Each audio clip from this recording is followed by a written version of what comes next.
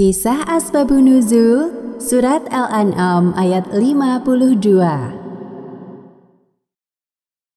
Kisah ini terjadi ketika Rasulullah SAW berdakwah di kota Mekah. Selama berdakwah kurang lebih 5 tahun lamanya, sebagian penduduk Mekah mulai berangsur-angsur masuk Islam.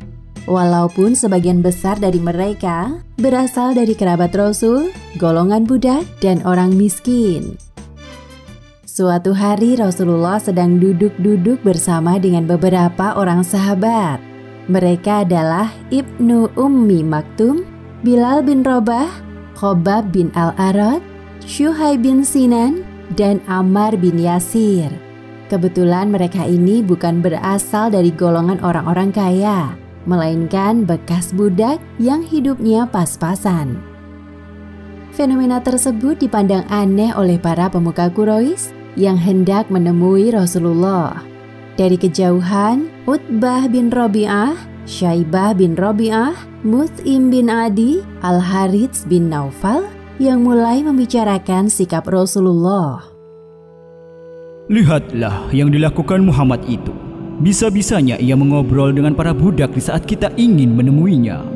Tidak sepantasnya seorang pemimpin seperti Muhammad duduk sejajar dengan anak buahnya yang berasal dari kalangan rendah. Muhammad benar-benar telah merendahkan dirinya sendiri.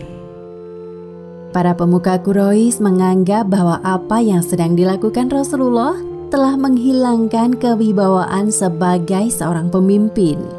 Sudahlah kawan, ayo kita temui Muhammad dan minta ia mengusir budak-budak itu. Kedudukan kita tidak setara dengan mereka, meskipun hanya untuk sekedar duduk bersama. Karena tidak memiliki pilihan lain, para pemuka Quraisy akhirnya mendekati Rasulullah. Wahai Muhammad, kami ingin mendengarkan dakwahmu tanpa ada orang-orang ini di sisimu. Lagi pula, engkau tidak pantas duduk sejajar dengan orang-orang rendah seperti mereka. Nabi Muhammad terkejut mendengar ucapan salah seorang pemuka Quraisy yang tiba-tiba mendatangi beliau. Benar apa yang dikatakan saudaraku barusan. Engkau akan kehilangan wibawamu jika duduk bersama dengan mereka. Begini saja, jika engkau sudi mengusir orang-orang ini, kami dengan senang hati mendengarkan perkataanmu. Atau mereka tetap boleh dekat denganmu jika kami telah selesai mendengarkan dakwahmu.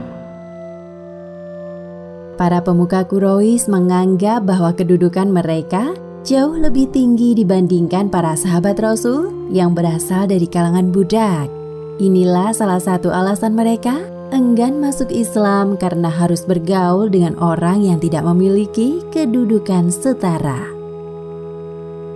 Rasulullah tidak menghiraukan ucapan para pemuka Quraisy. Bahkan beliau dengan tegas menolak usulan konyol mereka. Aku tidak mau melakukannya. Jika kalian tidak mau mendengarkan dakwahku bersama dengan para sahabatku ini, aku tidak akan memaksa. Dalam Islam, tidak ada larangan untuk duduk bersama dengan orang-orang yang kalian anggap rendah, karena semua manusia sama di hadapan Allah. Para pemuka Quraisy tampak kecewa mendengar jawaban dari Rasulullah. Lalu mereka pergi tanpa mengucapkan sepatah kata pun. Keesokan harinya, para pemuka Quraisy yang mendapatkan penolakan dari Rasulullah menemui Abu Thalib. Mereka tahu bahwa Rasulullah sangat menyayangi dan menghormati pamannya yang satu ini. Wahai Abu Thalib, jujur saja, kami sangat kecewa dengan sikap keponakanmu. Apa maksud kalian? Memangnya apa yang telah Muhammad lakukan? Para pemuka Quraisy menceritakan tentang kejadian hari sebelumnya kepada Abu Thalib. Jika saja Muhammad mau mengusir budak-budak itu barang sebentar, kami tidak akan ragu lagi untuk mengikuti ajarannya. Bahkan kami akan mematuhi perintahnya dan menjadikan Muhammad orang yang terhormat. Jadi, bisakah engkau menyampaikan permintaan kami ini kepada keponakanmu, wahai Abu Thalib? Baiklah, aku akan menemui Muhammad.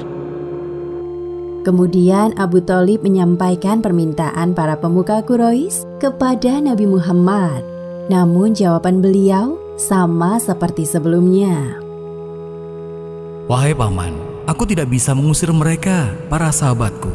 Tolong mengertilah, karena di hadapan Allah, semua manusia itu sama. hanya ketakwaan yang membedakannya. Berkenaan dengan peristiwa ini, Allah Subhanahu wa Ta'ala menurunkan surat Al-An'am ayat 52 yang membenarkan sikap Nabi Muhammad terhadap para sahabat. Bismillahirrahmanirrahim.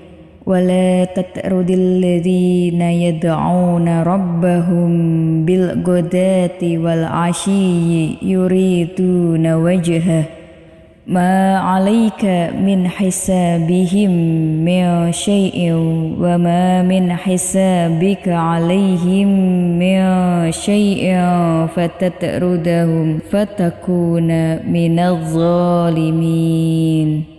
Yang artinya, dan janganlah kamu mengusir orang-orang yang menyeru Tuhannya di pagi hari dan di petang hari, sedang mereka menghendaki keridhoannya.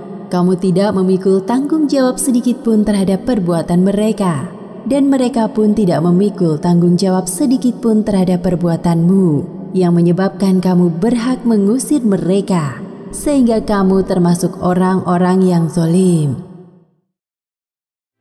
Agama Islam yang dibawa oleh Rasulullah SAW tidak membeda-bedakan seseorang menurut kedudukan atau harta yang dimiliki. Maka banyak dari orang-orang miskin tertarik memeluk Islam di awal masa dakwah Rasulullah. Lain halnya dengan kaum kafir Quraisy yang khawatir jika memeluk Islam, mereka akan kehilangan kewibawaannya sebagai tokoh yang terkemuka. Keseluruhan surat Al-An'am berjumlah 165 ayat. Surat Al-An'am merupakan surat yang turun sebelum Nabi Muhammad hijrah dan masuk kategori surat Makkiyah. Dinamakan surat Al-An'am karena berhubungan dengan tradisi kaum musyrikin pada masa itu yang menganggap bahwa binatang ternak dapat digunakan sebagai perantara kepada Tuhan. Demikianlah kisah di balik asal mula turunnya surat Al-An'am ayat 52. Hikmah yang dapat diambil dari kisah ini: pertama, hendaknya seorang penceramah tidak membeda-bedakan para pendengarnya berdasarkan kedudukan yang dimiliki, seperti yang telah dicontohkan oleh Rasulullah dalam kisah ini. Kedua, jangan merendahkan orang lain dan merasa diri paling baik, karena Allah Subhanahu wa Ta'ala tidak menyukai orang-orang yang sombong. Dan ketiga, kesombongan dapat menjadi penghalang seseorang untuk masuk ke dalam syurga. Wallahu a'lam bishawab.